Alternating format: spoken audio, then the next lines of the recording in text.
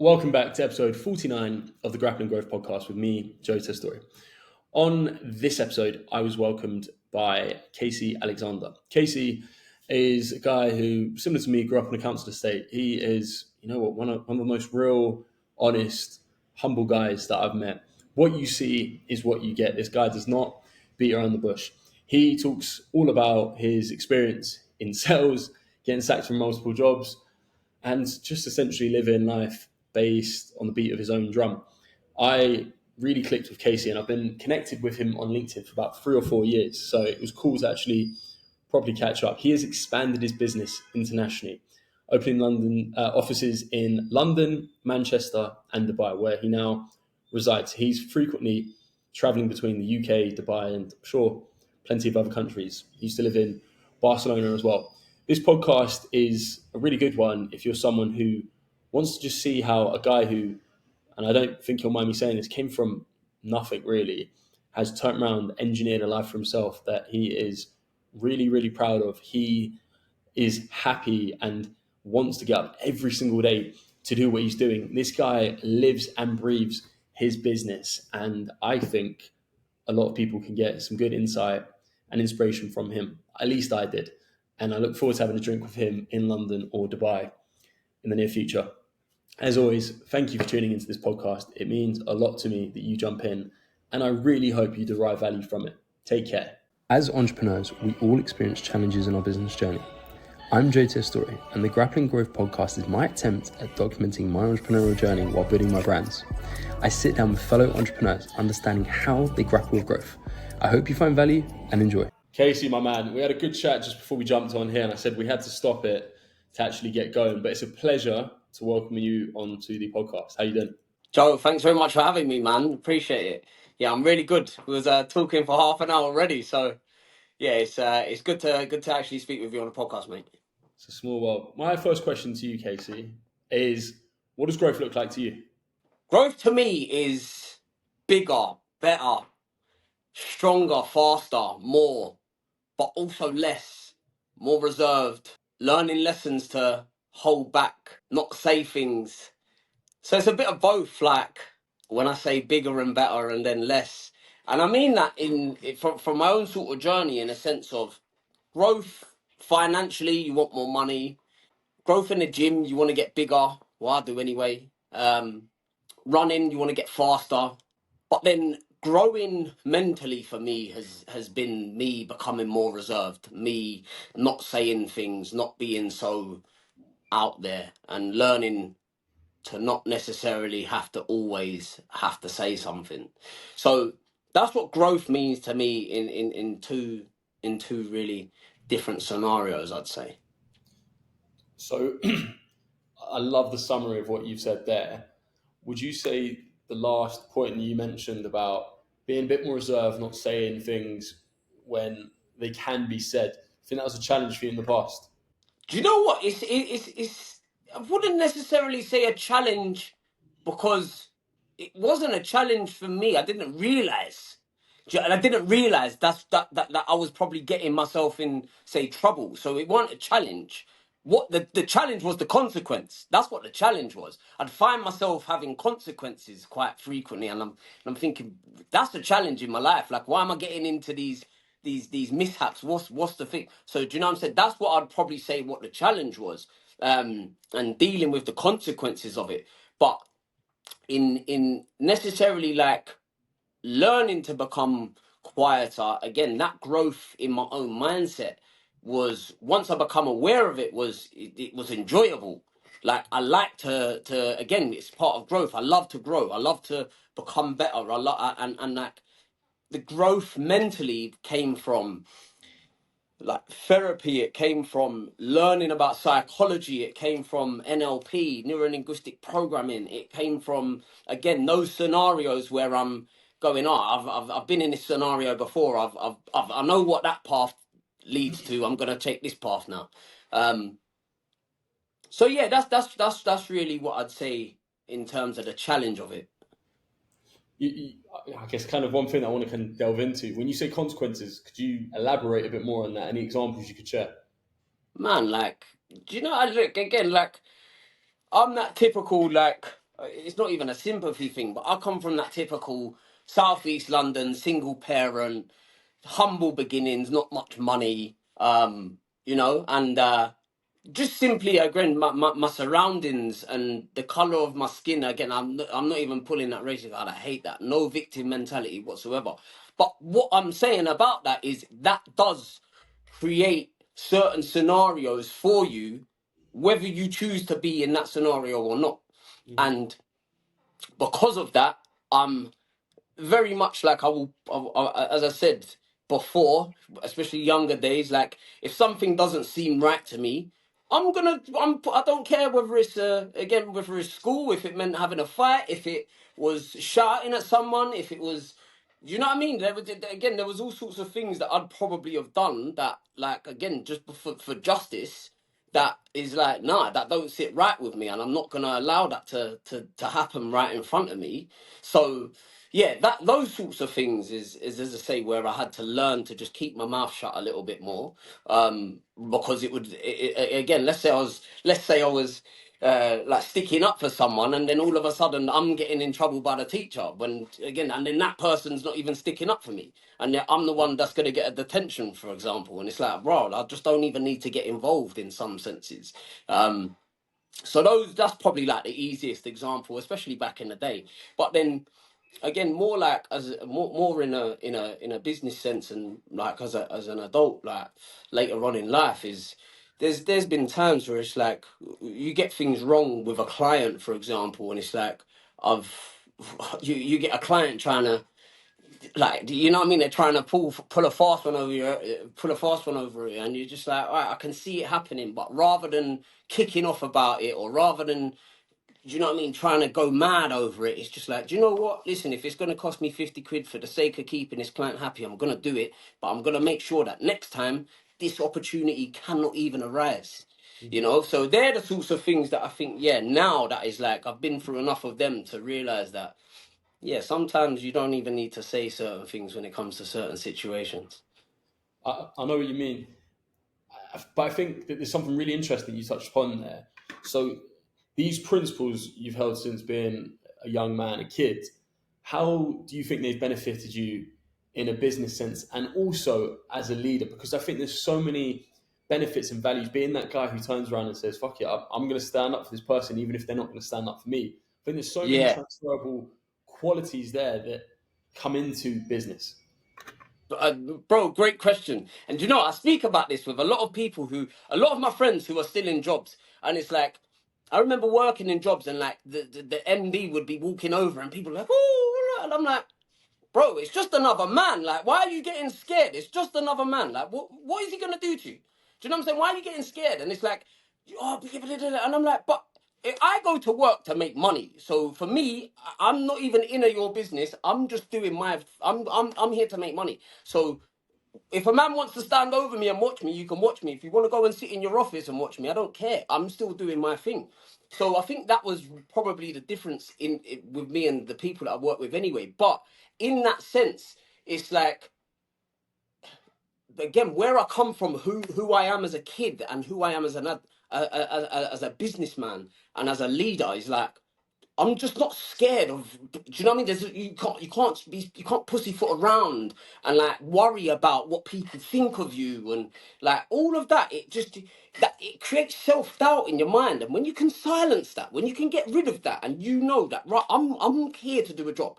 That's my first and foremost thing. That's what I've come here to do. I've come here to sell, and I've come here to make money, and that's what I'm gonna do. So anything other than that is just get out of my head. I don't want to hear it. I don't want to be a part of it.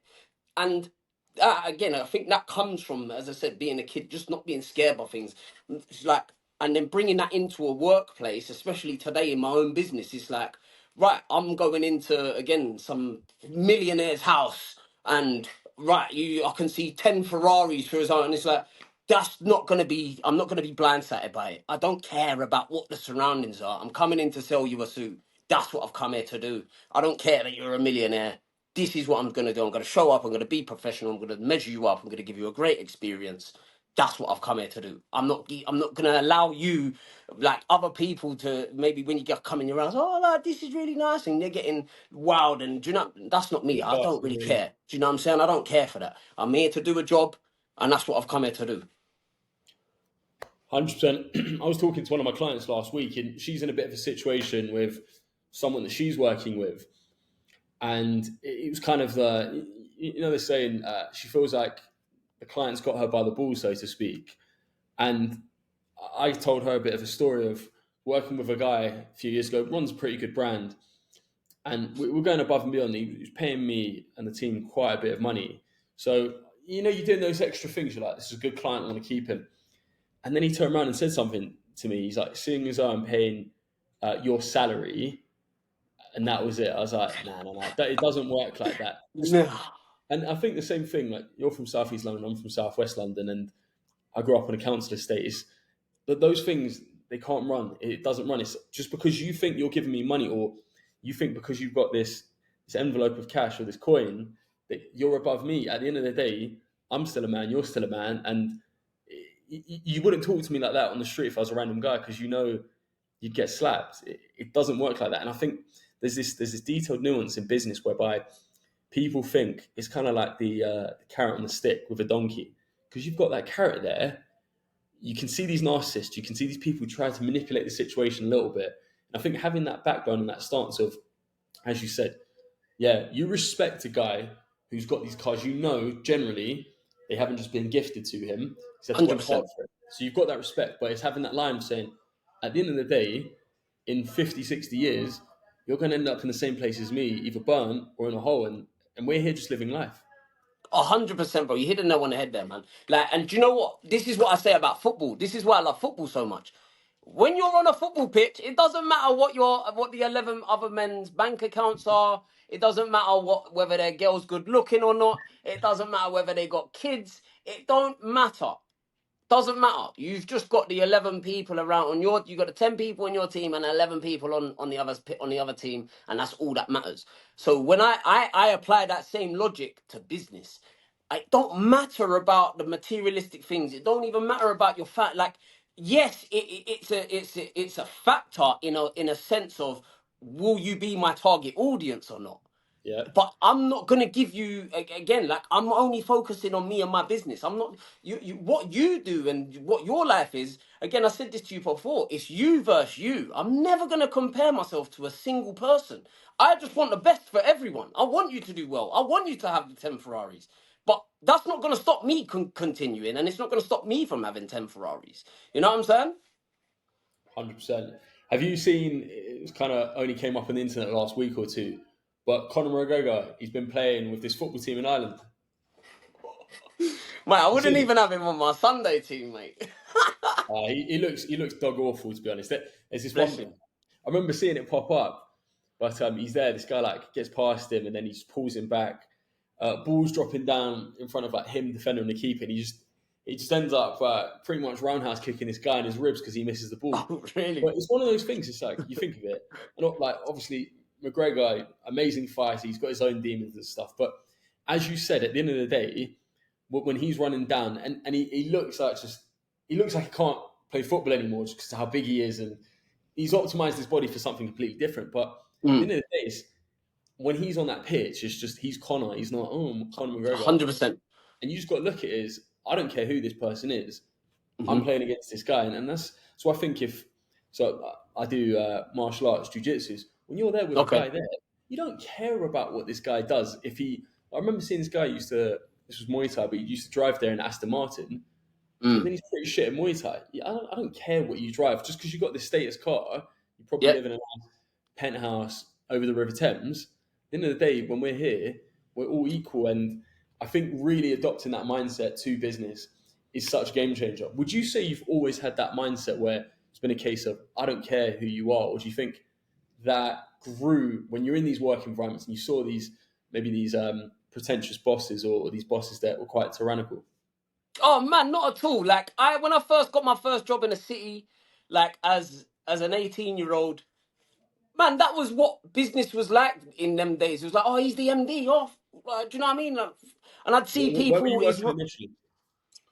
So, oh man, like, so I played football when I was 16. I was playing football at an academy, and then What academy?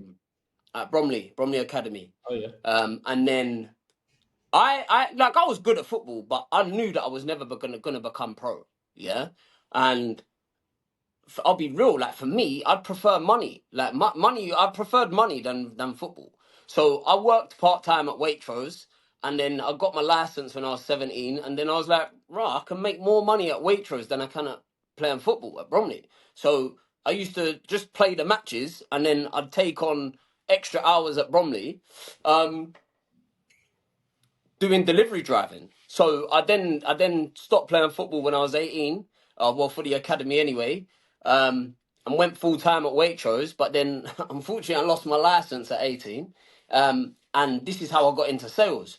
So my like good friend, he was 18 making 4 or 5 grand a month. And like bearing in mind this is 12 years ago, I'm 30 now, do you know? So like That's like 20 grand when yeah. now, and even like time value of money when you're 20 years old. Sorry, Yeah, do 30 you know years what I'm old. saying? At 18, 18 making 4 or 5 grand today's age is good, but 4 or 5 grand 12 years ago, do you know what I mean? Especially It's with the cost very, of very London good. now. So I pretty much said to him, I was like, look, bro, like I've lost my job. I need a job. Like I know you're making money. Like tell me now. He's like, yeah, cool. So anyway, it was this insurance firm. It was a proper boiler room, $500 a day. If the computer stopped working, you had paper leads. You'd get card details on the phone. Like it was out and out boiler room. Yeah, you had to do 3 deals a day. Um, First week you have no target. Second week you've got to do I think 5, and then the third week you're on the 3 a day. The first week I done 3 sales. Your training's literally half a day, if that. First week I done 3 sales. Second week I think I done like 2 or 3 sales again, and and then the third week, like really, that I knew that I was like under pressure already because man, it was like one of them sales floors. You get people in and out every day, and then on that third week, like I got to the Thursday. Monday, Tuesday, Wednesday, I hadn't sold. And then on the Thursday, I was the only person in the office from probably about 20 people who didn't sell. And I remember going to the MD, and just before I went to the MD, my friend pulled me and he was like, "Case, if you don't sell anything tomorrow, you're getting sacked." Because again, my friend's top biller in the office. So my friend told me that, and I said, "All right, cool. Let me go to the MD." And I went to the MD. I was like, "Look, listen, I need to become better. I want to become better. What can I do? What can I do? Like help me, what can I do to become better?" And he was like, go on YouTube and watch Brian Tracy 24 closes. And I remember I went That's a good home, video, that one. I literally gave it to one of our sales staff yesterday and was like, this is the first sales video that I watch this video and learn the 24 closes. And so I watched that video. The next day I came in, I done 4 sales. The Monday I came in, done 5 sales. From that day, I never once blanked. Within 3 months, I got made sales the team leader. Within 6 months, I was the sales manager, floor sales manager, and that's what. So it was like for me, I just had that progression. I was like, right. Then I started studying sales. They put me on sales training courses, that sort of stuff. And yeah, the company got shut down eventually. But like my background after that was advertising. So sorry, I know that's quite long-winded, but going back to what your point is of again that bravado of men in an office and really sucking up to them. Like when I then got my next job, um, it was so the head office is in Manchester, and I was working in a London office. Very very good firm. Uh, Had to be clean shaven when you walked in. You had to wear a suit and tie. Um, it was again my first job in the city of London. Getting up there, do you know, like walking around London, like that was, do you know what I mean? I'm from South London. I never went up to London unless I was going on a bunk in a train. Do you know what I'm saying? Like, what do you mean going up in a suit? Like that was just not. And none of my friends were like that. None of my friends' parents had jobs uptown. So I was literally like the first one out of everyone I knew to even have a job uptown. So Where were you based? South London, I'm from Penge. No, I mean, where was the offices? Oh, apologies.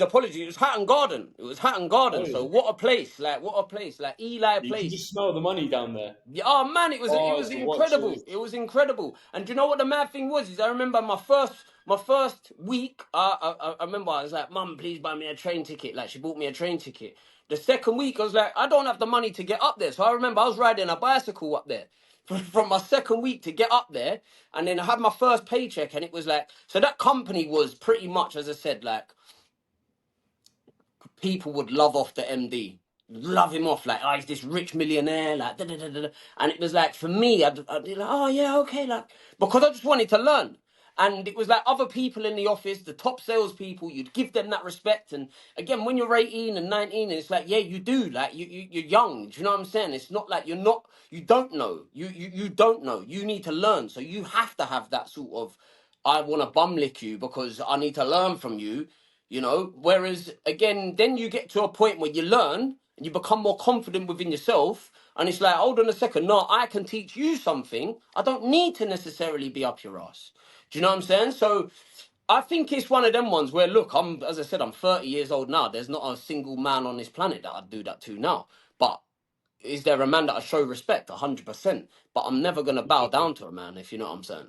That's a big difference. I remember I was working at a consultancy just before I left my job, and I remember they had these like 4 pillars you had to adhere to, so to speak, to then get a promotion. And I'm Okay. quite a social person, but at the time where I was in my life, as I mentioned to you, like my uncle, he had cancer. I had bigger things to worry about, but it was you could only get a promotion if you stayed behind on a Thursday evening because it showed you a social. And for me, I thought, nah, I've got way more important stuff. I want to train in the evening. I've got other things to do. And Mm. I remember just watching people. I went maybe twice, but I remember watching people speaking to the director. And you, like, honest to God, you would have thought this guy was a Buddha, a god, whatever. Because the way how people were going up to him, and he would be drinking his wine like this, like he was like some professor or something. And I just looked at him and I was like, mate, you look like an insecure dickhead. Literally, you're here with, you're hiring people. Generally, the office was 25 and younger. It was like, it was just people straight out of uni. And Yeah. I never bought into it. And I could see the way how people would go up to him. And I remember I spoke to him once before, and I thought he had a good bit of respect for me because I wasn't licking his ass the way how other people were. And I always think a person, and they say man's only as faithful as his options, which is one parable to someone else. But if Okay. you're in a work setting and you got 10 other job offers, and you know, okay, this guy doesn't like me, or if it doesn't work out here, Mm-hmm. I'm off. You won't Yeah. be like that. But I think a lot of people in their work settings, they're thinking, oh, and I get it. Without this Yeah. job, I'm screwed. And I've seen myself in a position where money's been tight within the business, and I've been thinking to myself, you know what, I need to keep this client. Whereas I've been really solid with this mindset for at least the last year and a half, where I know whatever happens, good, bad, and different, I will be fine. So when someone tries to dangle that carrot above my head again, don't worry, mate, that's cool. I'll That's sort all. myself out. And I think it's just Good for having you. a bias in your head. Yeah, good for you. That's honestly, like, I completely agree. Joe, I started my business when I was 23. Yeah? By 23, I'd had over 15 jobs. I had over 15 jobs. I remember walking in on day one, and by lunch, I'd walk out. I remember there was a company that I'd started. Within 2 weeks, I was top of the sales board. I was selling promotional merchandise. I was selling pens, bro. I'm selling pens with logos on. Yeah. I knew how to sell. I could sell whatever I wanted to sell. Yeah. So me walking into that office selling pens with logos on, it was easy for me. So I built up very, very quickly within 2 weeks. Anyway, the MD of that company, I remember this, wanted to come and see how I'd built my pipeline so quickly and became top of the office and da da da da. And I remember him sitting next to me, and my sales manager, wasn't a big office. There was only like 15 people in there, 2 teams. But my sales manager, she was sweet, and she was like, "This guy's never come and sat next to anyone." And I was like, "So why is he coming sitting next to me? Like, what's going on?" Anyway, he was like, so he sat next to me for a day, and then he was like, he said to her, he said, why does he do it that way? And I was like, why am I not doing it that way? And what it was is we had a cupboard full of sweets, yeah, that had other people's logos on, yeah, and they were just sitting in the cupboard.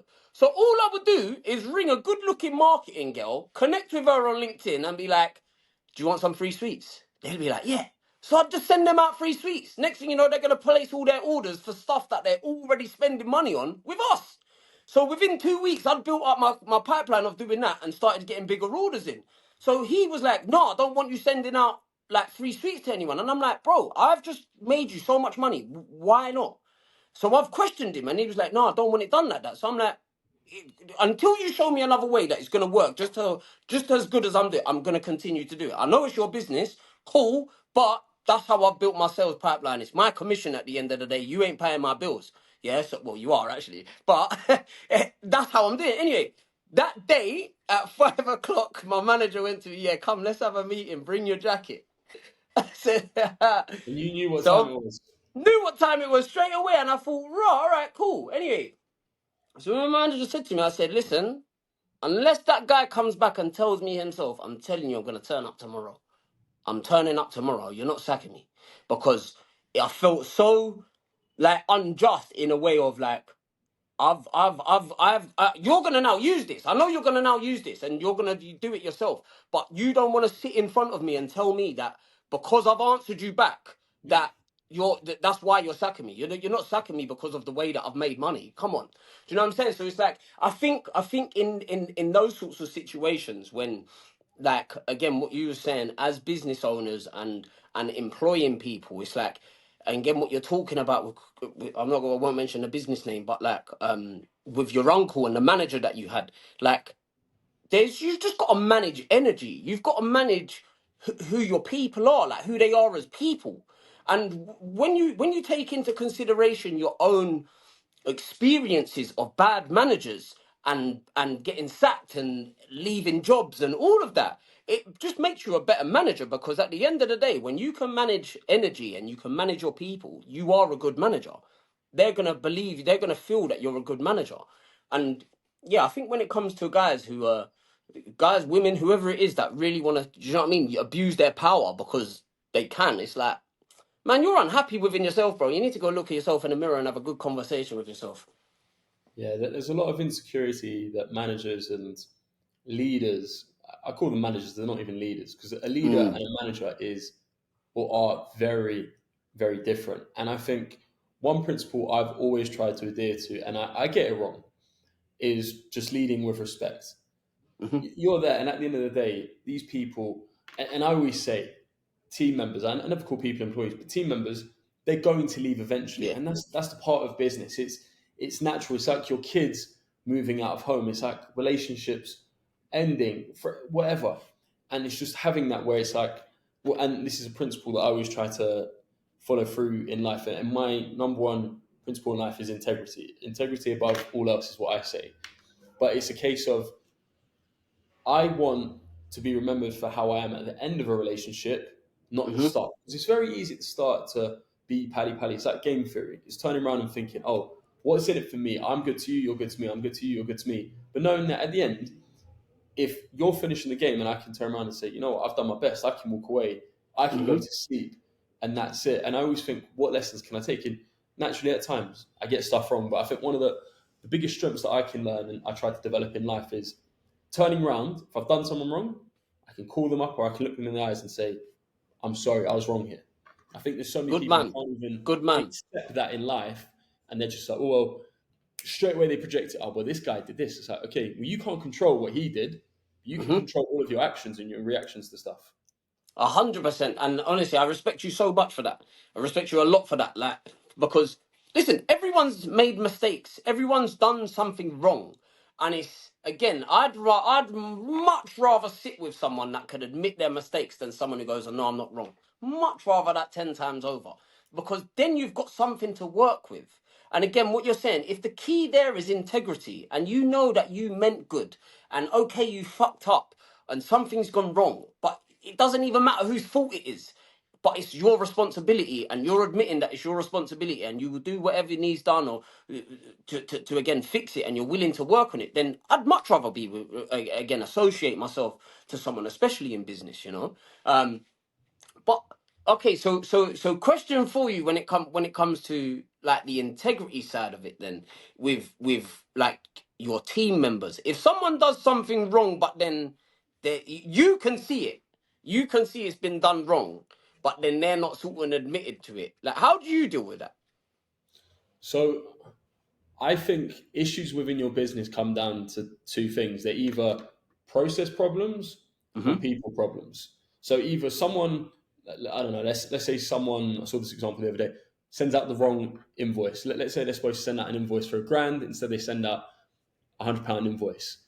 Mm-hmm. Is that a people problem or is it a process problem? Unless you've got SOPs in your business to state this is what you do. If they neglect to follow that, then it's a people problem.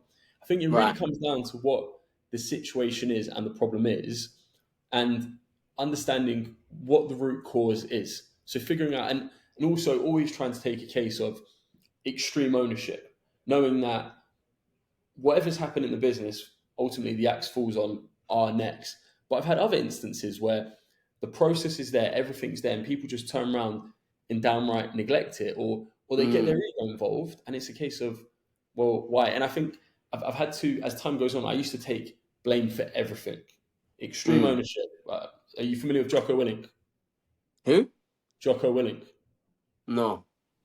amazing guy. I'll send you a link to his stuff afterwards. He's a former Navy SEAL, Brazilian Jiu-Jitsu black belt. He's just overall, for me, he's like he's the pinnacle of integrity. And Okay. it's a case of, and this is what I had to learn as time went on. I thought everything that happened, it's my fault.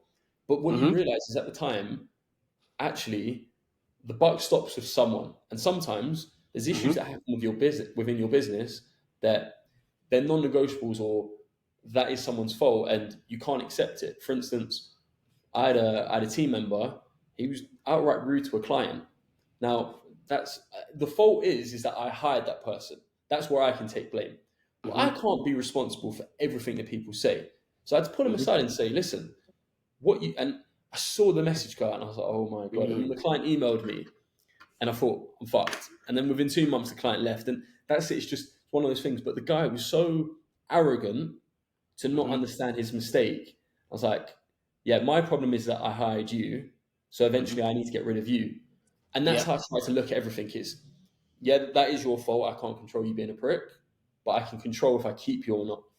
100%. 100%. Yeah. So what you're talking about there, I completely understand. And the way that I've always spoke about it with my team and various talks that I've given is fault versus responsibility.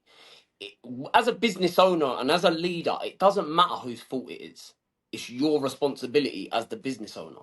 Hmm. So again, if one of the team, for example, with us, if one of the team was to go out and was to measure up wrong, and we've got to remake something because the measurements are so badly wrong, it's not my fault. I've trained them. We've got the processes in place. You've had the training. It should be done correctly. But between the client and the business, and that person is then like, oh no, I'm leaving the business because you're whatever, cool. Who's got to pick it up? Who's got to remake it? It's down to me. It's down to me as the owner of the business, you know. So I think, look, when it comes to again that fault versus responsibility thing, I think that it's a very mature way of looking at any type of scenario, especially when you're saying when you hold yourself to it unjust, like no matter what, it's gonna be my responsibility as the business owner, whether it's my fault or not. I really respect that, and man, again, it's hard when there's something where you know it's like, ah, I've nothing to do with this, but it's gonna cost me X to fix, but I've got to fix it.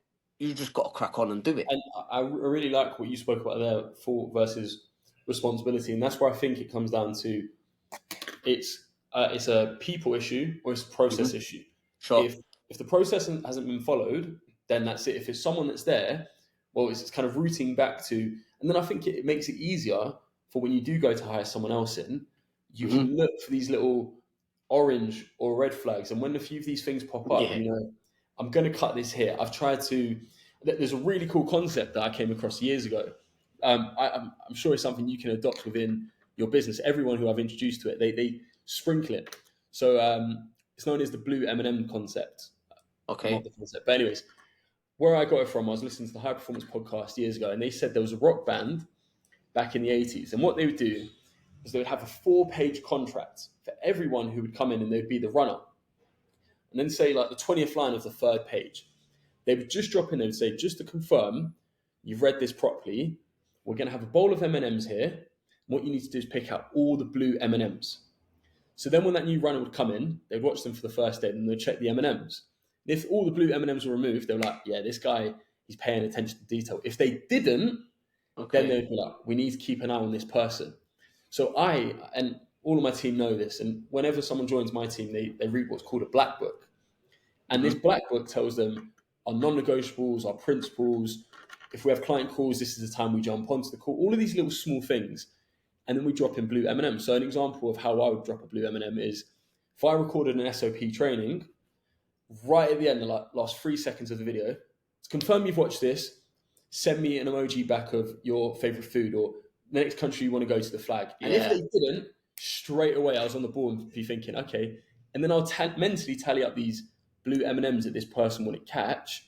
And I think, okay, this person is a risk to my business. And then tangibly, if you want to go back and feedback to people, you can say, okay, for you, it could be whenever you're putting in these details, you need to sign off with this at the bottom of a sheet or something like that, or sign off with an email with a certain word or whatever.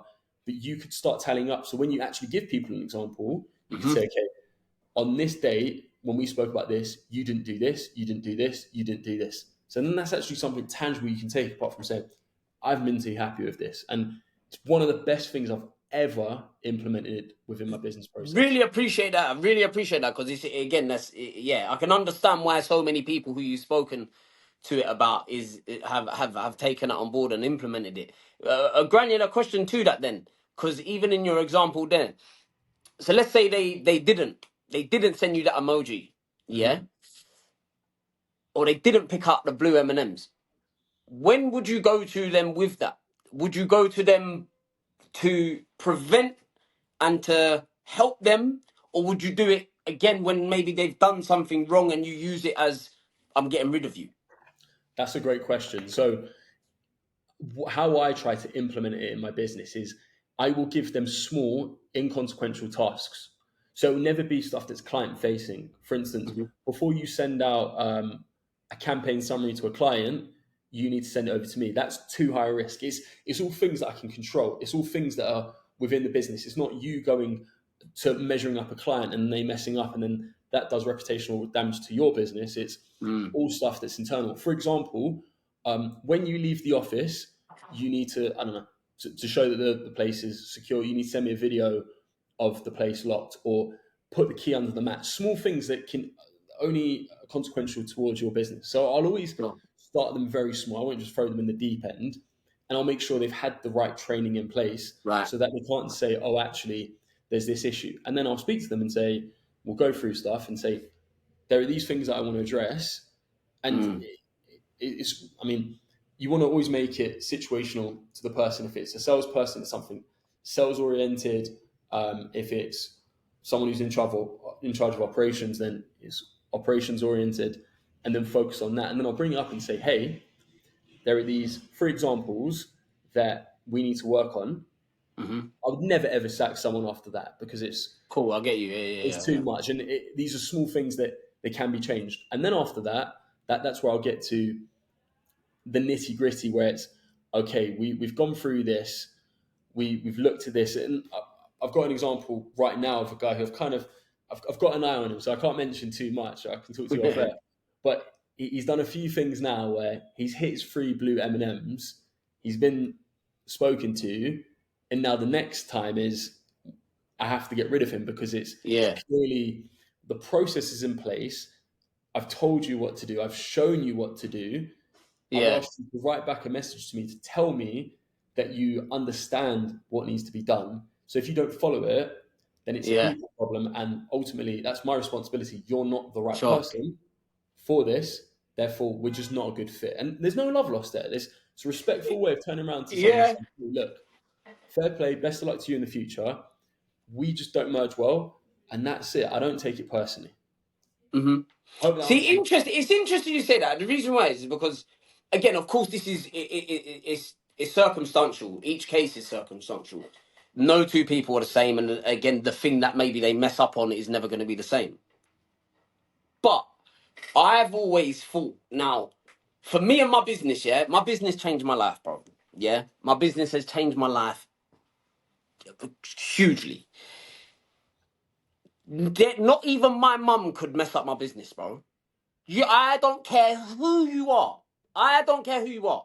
You're not coming into my business and messing it up to a point where it, as in, you fuck up my business. You can make a mistake. That's fine. I'm not going to sack you for making a mistake. But you fuck up my business, or you fuck up our reputation, or you do something that's like, who the fuck do you think you are? Yeah. You're gone straight away. But like, that's what I'm saying. So again, that's where I'm saying I've had to, back to our first question. That's where times where I've been like, the audacity of some people is mental. It's mad. And there's certain things I just won't tolerate at all when it comes to, again, so I think the key thing with it, again, goes down to what you said, is the integrity. If someone's got the key good integrity there, then cool, sweet. We can, even if it's the worst mistake ever. If I believe you've got good integrity, cool, we can work through it. If not, nah, see you later, bye. I don't even And give a that's why chance. I think you talk about a mistake as opposed to fucking up your business. And I remember when I was talking back where this guy he spoke incorrectly to a client. Yeah. Straight away it got me. I was like, this is my business, Hmm. and I'm building up my reputation, and you've come here with the audacity to Yeah. write a message like that. And it's not even a case of he was a very good guy where he could turn around, he could be like, yeah, okay, I hear what you're saying, but, and I'm like, no, no, no, no, no, no, no, there's no buts here. And I remember speaking to another mate who runs an What? agency as well, and he said to me months before, he said, get rid of him, sack him. Yeah. And I brought him back in as a contract. I think I had a good, him and I, we had a good one-to-one relationship. And I was like, okay, so now you've made this mistake with this client. How are you going to Mm. rectify it for the business? Because we have now lost money. Well, I was like, no, no, no, no, no. Because you need to experience the pain now. How is Yeah. that going to reflect on you? Because Yeah. you saying words and saying sorry, you're going to make a mistake again. Well, how about we drop how much you're going to get paid at the end of the month? That's going to be a completely different nuance to you. If 100%. I'm feeling 100% of the hit, let's share it. And I remember another client said to me, because another client, he had a bit of an issue with this guy. Again, common denominator, hence why I had to get rid of him eventually, is another client who I had a great relationship with said, listen, I'll keep my eye on this guy if I were you. And I thought, if I respect someone and they're Hey. telling me that, I already had an eye on it. And then when he did this, I was like, okay, there we are. Yeah. So fundamentally, it was a people issue, but that's it. And as you said, you can't have that little mole, that little rat within your business there, because they're going to eat away at the wires. That they're going to Yeah. a It's little better bit. to just get rid of. Do you know? And I had to learn that lesson. I really had to learn that lesson, bro. I hired someone who actually he was a client at first. There was again a lot of our clients are salespeople. I go into recruitment offices. I go into sales offices, and you know what I mean. Like I build good relationships with my clients. And like there's this one guy again. I'd been out for drinks with him. I'm actually really cool with him. Even now, I'm sweet with him. But I remember, like we gave him a job, and he called in sick first day. Called in sick first day, and I'm just like, bro, listen, I know you're a party boy, yeah. So don't lie to me, yeah. Was you on the sesh? No, no, no, I'm ill. And it's like, I know you're on a sesh, like, so why have you like? But they're my investors, yeah. So I've again, like, I speak to again, like our investors about things because I was like, look, I've obviously bigged you up, saying I'm hiring someone who's gonna come in and do bits, and then the fact that the first day you're calling in sick, and I remember speaking to them, my investor was like, yeah, get rid of them today, and I was like. I really want him to do well. I really like. I've genuine, and I backed him. I was like, do you know, I'm not gonna get rid of him today. Like I know he's called in sick, and then he was gone within 2 weeks. Do you know what I'm saying? And it was like, it's. I should have just listened first day. And I knew deep down, I knew. But it was like, again, what I was saying in terms of it, what he didn't actually mess up the business. It was between me and him. So Yeah. that's why I kind of had, and I guess, yeah, I could have maybe seen it as a disrespect to me, but at the same time, as I said, it's like, if he would have just turned around, again, integrity, if he would have turned around and said to me, listen, Case, I know it's Monday morning, but look, Sunday, football was on, I was out with the boys, I was on a sesh, I'd have been like, mate, don't worry, we'll start first day tomorrow. Sweet, all That's it. good. Yeah, yeah, Do you that's know what I'm it. saying? What football team do you support? I'm Arsenal, man, through and through. I had to look down for that. Why, who are you? You had to look down there. I'm a Man United fan. Yeah, no, it's a tough time for us at the minute, man. Do you know what it is? It's not that it's a tough time in terms of like we used to be an exciting team, and now it's like it's quite boring to watch us. If I'm honest, like I don't get excited watching us. But yeah, Listen, Arsenal's just first and Arsenal. foremost, I'm not going to bill you for this therapy session, so it's on me. Go on, carry on. Listen, we're still winning the league. Come on, you Arsenal. Oh no! These last 2 weeks amongst all of my Arsenal mates, they've been hilarious. To be fair, I mean we got spanked by Brighton at home, but Yeah, but listen, man, you lot you lot speak so much, and you lot ain't even in the top half. it's okay. I said it's okay. What trophy did you win last year? Irrelevant, bro. We're talking about what did you win? What did you win? FA Cup. What did you Mate, win? mate, Carabao. mate, you can't even spell FA Cup. Oh, mate, we won it more times than you got. Come on, man. So Anyway, Champions League, I meant to say. Anyways, what? now football's good, man. Do you know what? Look, football actually plays a big part. Like, obviously, we've done a Wickham contract. I did see So, that. Congrats.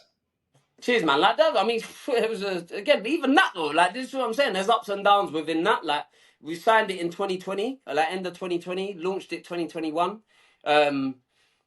Obviously, big deal. Like when I was writing my business plan in 2016, like I wrote, right, we're going to be the official football team, official tailors for a football team. Didn't care really what football team. Achieved it. It just so happened that 2020 and 2021, it was COVID. Fans weren't allowed in the stadium. It just didn't work out because of that, if I'm honest with you, that sort of stuff. Are you still working with them? Are you still one of their sponsors? Nah, man, you never saw it on LinkedIn, did you? I didn't know. Oh, bro, they done us for 25 grand, mate. Really? They done us for 25 grand. Did you know how mad this is? It was 2 years today. Yeah, that on LinkedIn, I was like, listen, like again, as I said, if I had done that, if I robbed someone for 25 grand where I'm from, I'd expect to be dead. Yeah, I'd Mm-hmm. expect to be dead. Yeah, I've got friends who are dead or in jail for a lot less than 25 grand, mate. Yeah, so and again, because it wasn't like they took 25 grand from us and like from our bank account. It wasn't like we got robbed like that, but it was we signed a 2 year deal, and you never gave us what we signed over 2 years. So Got you. guess what, bro? I'm charging you this. That is the amount. Then you've got to pay it. Yeah, and then you're telling me that you're not paying it, and you didn't even tell me that you're not paying it. Do you know what I'm saying? It was one of them ones that you just led us on. You led us on. You led us on to a point where I'm going, hold on a second, bro. What's going on? Like, give us our money. Like, what's going on? You have the suits. Your football team's changed. You're signing new players. My friend played for the team. Like, what's going on? Where's my money, mate? And I was just like, all right, cool. Do you know what? Like, there's a few ways that I can deal with this. I'm not going to talk about do you know what I mean? The madnesses. But again, Yeah, cool. I really questioned the person that I used to be. Yeah. And it was like, how have I allowed this to happen? How have I been robbed for 25 grand? Yeah, and I spoke to a lot of people about it. I spoke to people from my past, and I spoke to people who are double my age and a lot further along in business than me. Mm-hmm. And I listened, and I'm so grateful that I listened to the people that are further along in business than me. Because one, I remember speaking there was like one guy, he was like, Case, it could be £25,001. It could be a lot worse. It could be 30 grand. Do you know what I'm Mm-hmm. saying? And until I really heard that, I thought, all right, cool. Like it's yeah, it could be worse. You know what I'm saying? It could be worse. And cool. It's a chunk of money, but at the end of the day, it taught me now, 2 years on, like it taught me so much, bro. Like What our was the biggest contracts lesson it are taught you? sorry? What was the biggest lesson it taught you? Legal contracts. Legal contracts, bro. Like our contracts are watertight. My solicitor's on job. My solicitor's yeah, good. Do you know what I'm saying? So it helped me learn about the legal side. But the reason why I've never cared about the legal side is because I'm just not a guy. Where I come from, you don't ring the police. You don't ring the police where I'm from. What do you mean go to court? You don't go to court. You don't do that. If you've got a problem, you deal with it yourself. Mhm. And so again, I had to realize that no, I'm not where I'm. Do you know what I mean? I'm a global businessman now. I've got to learn legalities. I've got to learn about contracts. We ain't dealing with things in the playground anymore. Yeah. Do you know what I'm saying? And that was the biggest lesson that I learned. And yeah, man, as I said, I laugh about it. I laugh about it. But again, the thing that happened 2 years ago that really makes me laugh is I was like, all right, cool, let's jump in a boxing ring and let's have a fight. We'll either call it quits or you pay me. Do you know what I'm saying? Because again, for me, I was like, right, how do I use this? I knew the fight. I knew he was. If he's not going to pay me, of course he's not going to have a fight. But I was like, right, how do I use it? Do you know what I'm saying? How can I make this like tongue in cheek? How can I make something like? Do you know what I mean? At least laugh about it. And yeah, man. Like as I said, I'm never gonna go to a bailiff. I'm never gonna do that. Like for me, again, maybe I'm holding on to too many personal sort of reasons from the people that I've grown up around, and I've seen what that does to families when their car gets taken and all of that. And do you know what I mean? I'm never gonna do that. Do you know what I'm saying? But as I said, now it's like, all right, cool. Our contracts are watertight. You can't do that to us now. Do you know what I'm saying? Like we've literally just signed a new contract. I can't wait to announce it. That's going to be another big one. I can't say it just yet, but Congrats. long-term contract that again, like it's the first within tailoring. You don't see no other tailors doing what we're doing. And again, like this contract's much better. And I would have never have got this contract if I didn't experience that. Do you know what I'm saying? That's it. That's it. And I mean, kudos to you, man, as well. And I think, again, this is perspective. Things happen in life that aren't good, but you look at them and you take the experience for them and what they bring to you, and you can see it and say, okay, this happened. And the way how I try to materialize life quite a lot of the time now is you've lost that 25 grand, but then that opens you up for a 10x opportunity. And within that 100%. 10x opportunity, that opportunity might have only been 5x, and you might have got done over again with the next one if you didn't have that hindsight bias, because you basically got taught a 25 grand lesson. You Yeah. realize, okay, now I need to invest 5-10 grand into a very good solicitor because hmm they're going to be worth their weight in gold, not just for this contract but for everything else in the future. And I think, wrapping around to one of the words that we used earlier, integrity, you held your integrity where you said, I'm not going down the bailiff route. I'm going to deal with it like this. And again, taking it tongue in cheek, possibly you made your money back from the marketing that you pushed out there to fund Yeah. it. So it's all perspective. Some people looked at COVID as a horrendous thing. And for a lot of people, anyone who lost someone, then of course. But then Oh, yeah, equally, 100%. for me, it was one of the biggest wake up calls in life, because 2019, I was bumming around. I Okay. wasn't taking my business seriously. 2020 hit. When it wasn't even 2020. I remember I woke up on my 25th birthday, hmm 2020, hungover, and I said to myself, yeah, 25, quarter life, all of this, I'm going to be jumping on. It didn't take me until another 6-7 weeks where I looked at myself and I was like, nah, you really need to knuckle down now. You need to stop all of this. So Yeah. one of those things. Life is the best teacher, ultimately. Question to you. You mentioned Brian Tracy, who I think is one of the pioneers of sales. Who are Mhm. your top 3 sales authors out there? Grant Cardone's my number one. Okay. Look, it's a weird one, especially. All right, let me give you them anyway. Professor Steve Peters. I was lucky enough to meet him as well. The Chimp Paradox. Mm-hmm. Amazing book again. I've read that book, yeah. Um, and Dale Carnegie. So, like, I'd say them three because the books that they write, yeah, like for me are maybe when the first time I read them, they they they they like have made an imprint in my life. Like they've Mm-hmm. taught me things. But I'd probably like definitely Professor Steve Peters with the Chimp Paradox. Yeah, like man, when I first read the book, I thought, right, am I bipolar? Like, what's going on? Have I got multiple like personality disorder? What's going on? But what it was is again when have you read it? Have you read the Chimp Paradox? Yeah. Right, great book. Yeah. So when he was talking about the mind management model, your computer, your chimp. Again, I'm going, am I two people? No. And it's like, it's not two people. It's just, again, how you program things, how you respond to things, that sort of thing. Going in and coming out, like, are you reacting off of thought and emotion, or are you acting off of fact? And again, when it goes, like, when I think back to, as I said, like, my life and where I come from and all of that, blah, blah, blah. Like, and as I said, my business has changed my life. That's why I work. Like, don't when I'm in the UK, especially, like, I don't do anything other than go to the gym and work and Mhm. party a little.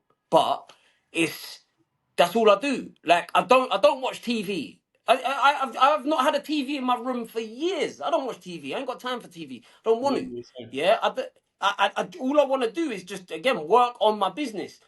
But again, working on my business also means working on myself. So if that means sitting there reading a book, learning how I can better myself, what's that going to do? It's going to make me a better person. So when that opportunity arises, that's it's gonna need for me to be a better person. I'm there. I'm further along. So yeah, those I'd probably say those three authors, bro. Man, What about yourself?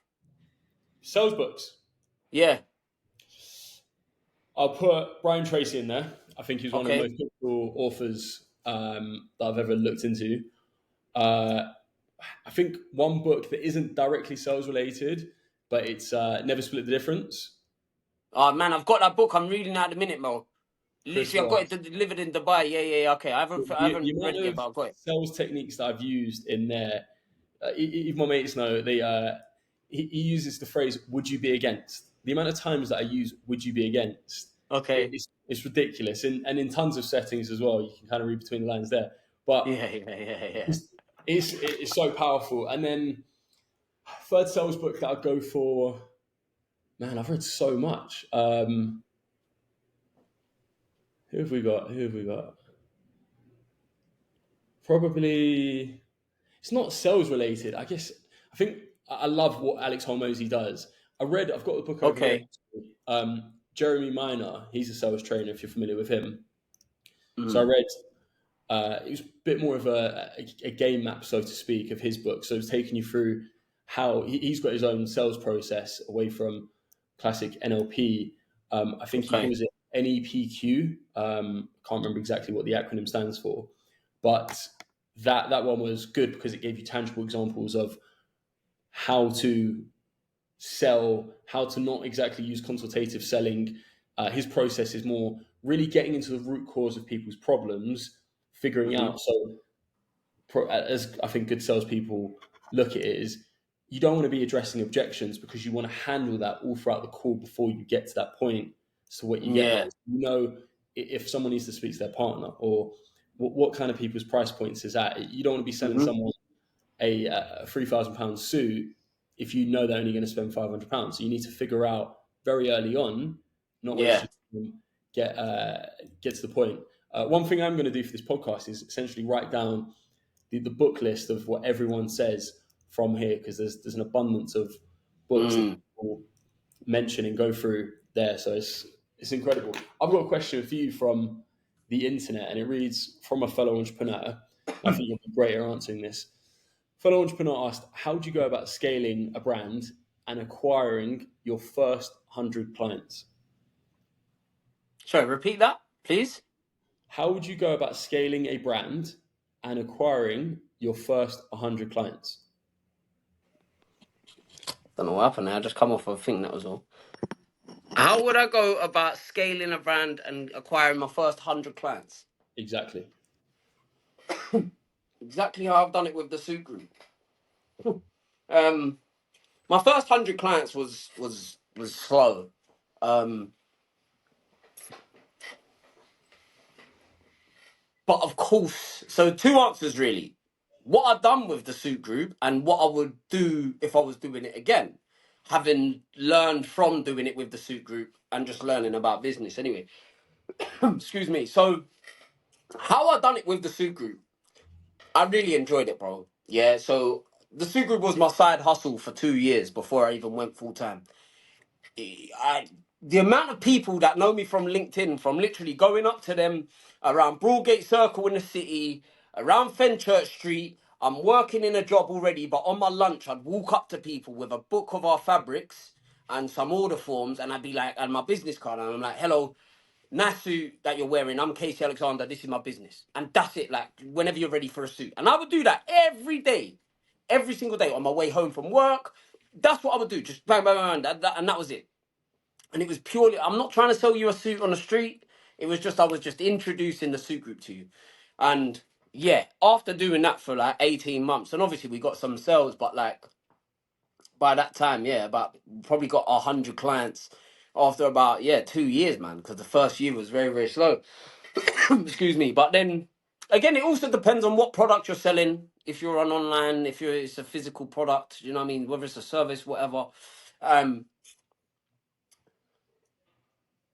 But I also believe it's quite hard to answer that in a sense of course it depends on what you're doing, but like if I was to take a generic view on it, I'd go, right, what's your ideal client?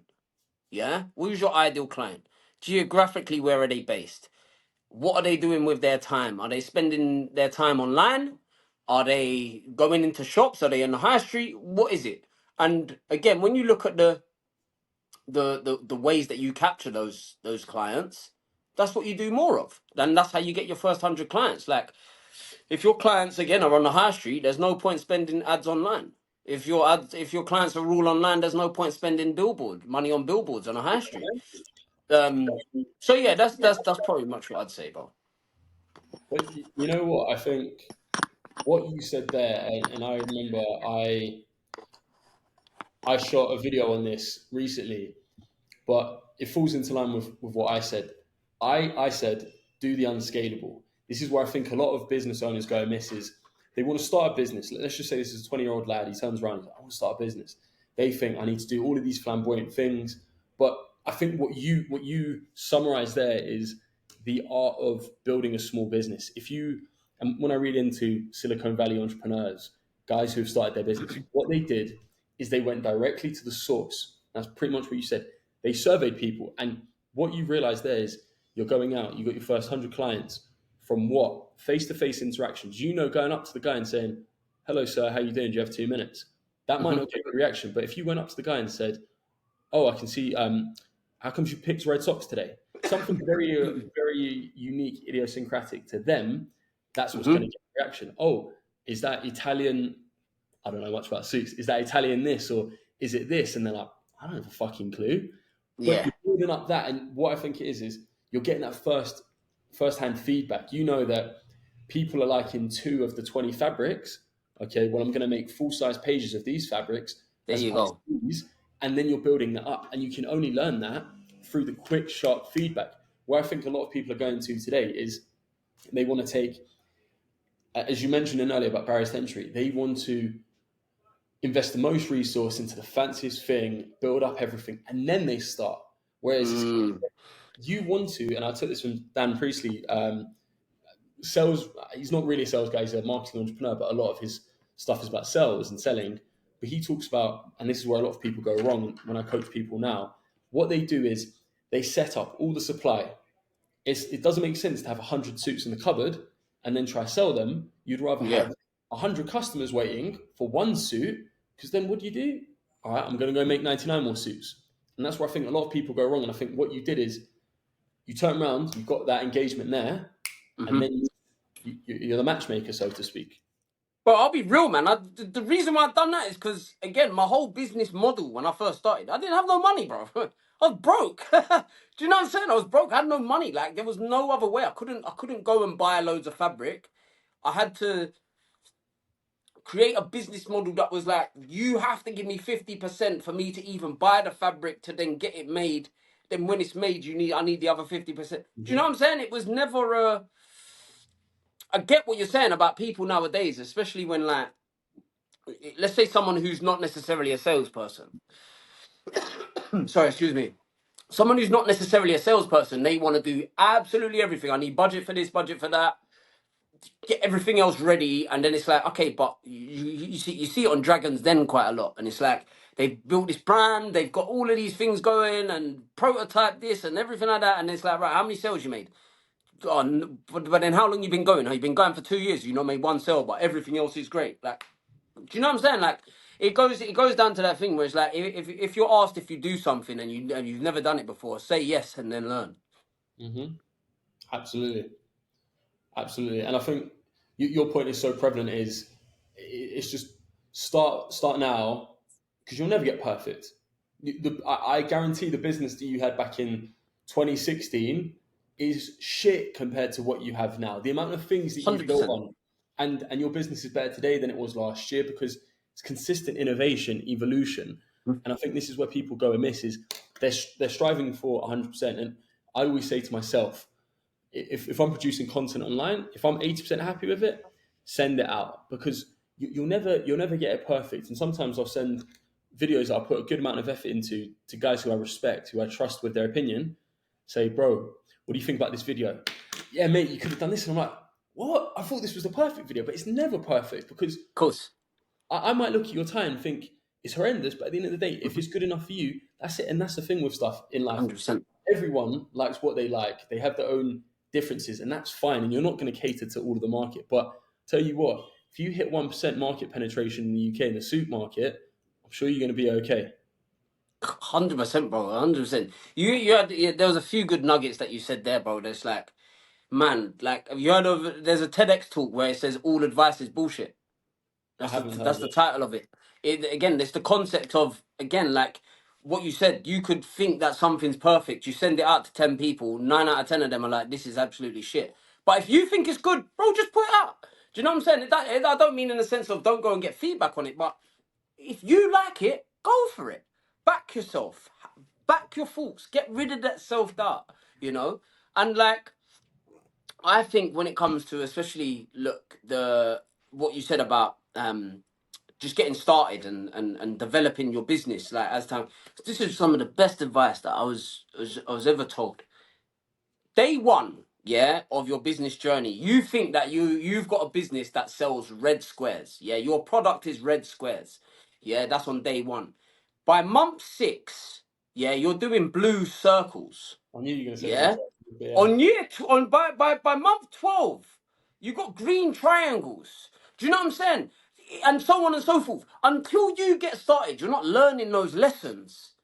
And you're just you're gonna stay static. You're not gonna even understand. Your clientele will give you advice on what's better. You can see what's gonna work. You're gonna see where, okay, cool, I need to cut my cost there because that's not even returning anything. That's where my money needs to go and put more money, more budget into there. Gonna make more money there. You know what I'm saying? So it's like, again, like the as I said, look, my business journey has changed my life, bro. Both professionally and personally, it's changed my life. Man, I'll cheers you to that because I think if I saw myself where I was going, working in the city, I got sacked from a sales job within 2 months doing FX stocks. And I remember Okay. waking up every single day. It was in Victoria. I was miserable. I remember woke up on a Wednesday, 7 o'clock. I'm like, is it Saturday? I was like, oh my God, I've got 3 more full days of this. And it's one of those things. And that's why I genuinely, and I can feel the passion from you. And one of the best quotes I ever heard is if you've got two people Mm. running a business, the guy or girl who is more passionate will win. I will never, and I know for a fact, I will never succeed at running a hair, makeup, and beauty business because I have no desire whatsoever Hmm. with regards to that. But if there's a girl right next to me who that's what she lives and breathes, she's going to outperform me because she's going to want to do it on the weekends. She isn't just going to see it as the money. She's going to turn around and be thinking, the market wants this. I have no pulse on the market whatsoever. And you spoke Mm. about, we were talking about innovation. You look at an iPhone. The iPhone 10 years ago, that was a perfect prototype. But what you realize is somehow every year, Apple find a way to add a small little chink. They turn it from being circular to Yeah. squarish or just not as sharp or whatever. And that's it. They're just innovating just a slight detail every year. And then they sell a whole new iPhone and they say, oh, we've got this software update. And I think that's a perfect example of business is that what you think is perfect now can always be tweaked, nuanced, detailed. And I think you can have that innovation in what you do. It's hard to fail. 100%. And it's like, again, with innovating is gonna bring challenges, and this is why you've got to be able to go through those challenges that you've fucked up, got things wrong, you've lost money, do you know what I mean? You've questioned whether you continue a million times. You've got to go through that to build that thick skin, to build that resilience, so that again, when you continue to innovate, when it goes wrong, you're like, okay, cool, it's teaching me. So you then develop a mindset of, right, when it is going wrong and when it is failing and when you feel like giving up, you go, okay, what is this teaching me? Why is this happening to me? Poor me. What's this teaching me? What am I learning from this? How can I develop? How can I make this better?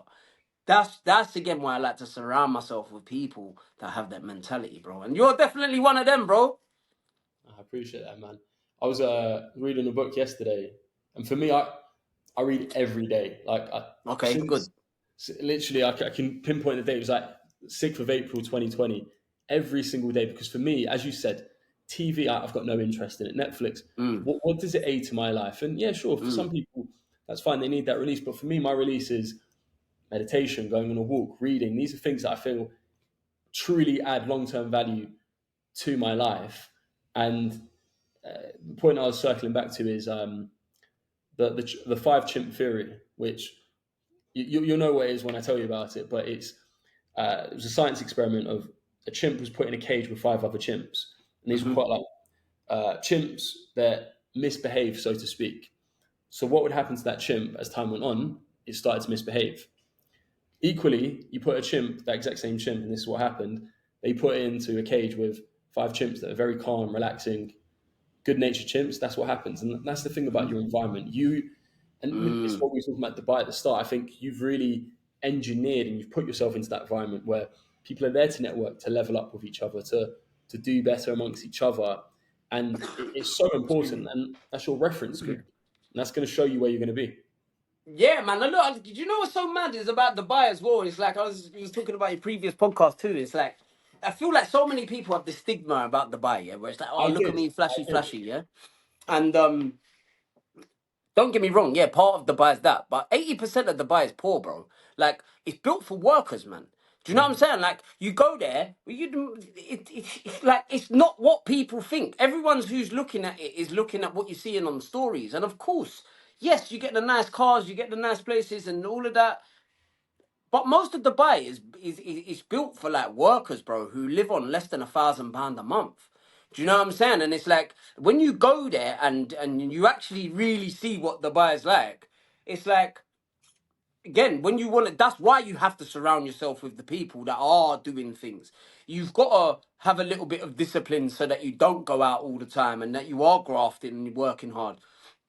But again, then when you're around the right people, you start doing bigger things. You start getting better ideas. And like I think even myself, when I first thought of Dubai, like I looked at Dubai and I thought, nah, man, that's not a bit of me. Like we used to get inquiries from Dubai, and I thought, oh, bro, like I don't really want to go, and like I'm not. That's not me. Like Mhm. yeah, some people see me online and they think, oh yeah, flash guy, da da da, wear nice suits, wear clothes, but like there's so much more to it. I'm also quite. Do you know what I mean? There's so much more. Looking to go, bro. My guy, I need to get my guy. So it's like there's so much more to just the buyer than image. Yeah. Materialistic things are, yes, they're a big part of it, but man, like that's you could never. I don't judge anyone based off of an Instagram post. It's a moment in someone's life. Do you know what I'm saying? And again, the buyer's exactly the same. Like when you go there and you actually meet people, and you're like, wow, like that's your background, that's your history, that's your story, and you actually get to know people and you connect with them and you network in the right way, and you're going, wow, okay. Now imagine being that closed-minded that you're willing to not go to Dubai because of it being known as flashy, when guess what? Everyone who's there is doing something. And what you're gonna miss out on that because of, do you know what I'm saying? Like that's why I had to go there, and then again my mind changed when I was there. My mind was there, bro. I went when I said I went there 2 months ago, and I met Mhm. a lot of people who left the UK because they're going there for the opportunities. I met a bodybuilder he proper selling to me, but he did it in such a genuine way and said, if you need anything, if you need help with Mm, visa or recommendations, let me know. Another friend who runs an agency, And I said to him, I was like, it was the first day I got there. We went for a coffee. I was like, bro, you don't strike me as the Dubai guy. He's like, I know what you mean, man. He's humble. He's Yeah. from Whitney. He was at, his name's Sam. He was on the podcast a few months ago. But point being is, and he's just like, it has everything I need. He's massively into fitness. He's like got great training facilities. The food is all healthy. Good climate, apart from the summer, it's just baking hot. But then he escapes to Europe, and Yeah. everything for him is there. And I think the biggest thing is mindset. He was telling me that his friend 5x'd his business within a year just because of the networks there. So I really think it depends on what you want to go there for. I do think it has its flaws. I think there is this kind of glass ceiling look at times amongst it. As you said, 80% of it is poor. A lot of these guys, foreign workers, they're shoved into essentially a camp where they live and they go to work. But equally, a lot of these guys are more fortunate for the opportunity they have there than what they would have back home. Because guess what? Yeah, they're living on $1,000 a month, but back home, 100%, bro. $100, $200, and nothing's happening for them. So they're privileged. They're proud to have the opportunity. 100%, man. 100%. Bro, I'm so sorry. I've got to cut this short. I've got to go with a meeting with my guy to another meeting at 7 o'clock. So we got 20 minutes to get there. Listen, where can people find you, and what's next for you to wrap up? All socials is the Suit Group. Kasey Alexander on LinkedIn. You'll see what's going to be announced in the next few weeks across our socials. But bro, I've been living my dream for years now. Yeah. What's next for me is exactly what I'm doing, living my dream. Yeah, I do what I want, when I want, how I want, with who I want, and I've done that for years, bro. And guess what I like to do? Work. That's all I want to do, bro. You know what I'm saying? I'm building my business. I'm building my life through my business. So if you want to talk the Suit Group, if you want to talk partnerships, you want to suit, you're getting married, your friend's getting married, come hit us up. We'll look after you. We'll make you look good, make you feel good. And the saying is, look good, feel good. You perform better if you're in sales, baby. Yeah? There we go. Well, listen, you and I will go for a drink in London or Dubai. Yeah, definitely, bro. Definitely, definitely. I'm here for another week, man. So I'll give you a. Are you in the UK now, or are you still in Colombia? I'm in Colombia, man. I'm in Oh, South you're America living, today. bro. I may as well get a flight out there now, man. Listen, there's plenty of seats on the plane out here. Yeah, no. Enjoy the rest of your week, bro. And appreciate you having me on. It was great speaking to you, bro. Absolute pleasure, man. Thank you. More than welcome. Take care, bro. Take care.